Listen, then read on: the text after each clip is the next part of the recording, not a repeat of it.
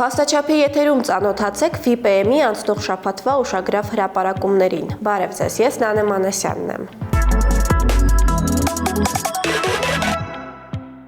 Անցնող շաբաթ փաստերի ստուգման հարթակն անդրադարձել էր Հայաստանի Հանրապետական կուսակցության փոխնախագահ Արմեն Աշոտյանի տնային կալանքի վերաբերյալ դատարանի որոշմանը։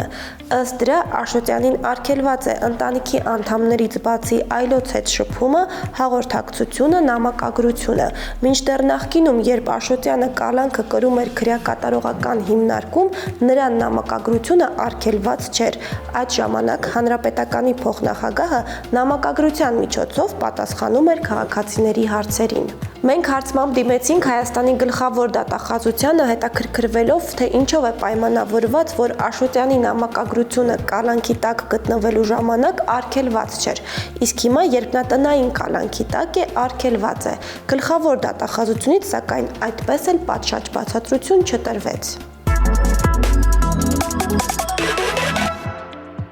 Վերջին օրերին սոցիալական ցանցերում ռուսալեզու տեսանյութ էր տարածվում Ամերիաբանկի MyInvest ներդրումային հարթակի մասին, որտեղ օգտագործվել էին հատվածներ 2023 թվականի փետրվարին Երևանի Ավան վարչական շրջանում Ամերիաբանկի մասնաճյուղի բացման տեսանյութից, ինչպես նաև MyInvest հարթակի լոգոն էր օգտագործվել։ Տեսանյութի հերոսները նշում էին, թե իբր ներդրումներ են կատարել և ստացել խոշոր շահույթ։ FIPM-ին Ամերիաբանկից տեղեկացրեցին, որ տարածվող տեսանյութը կեղծ է և ոչ մի կապ չունի բանկի հետ, փաստացի դա օնլայն խաբեության հերթական փորձն էր։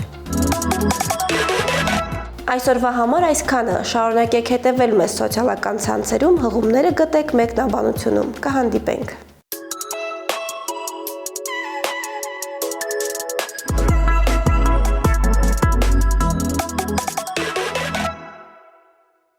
Thank you.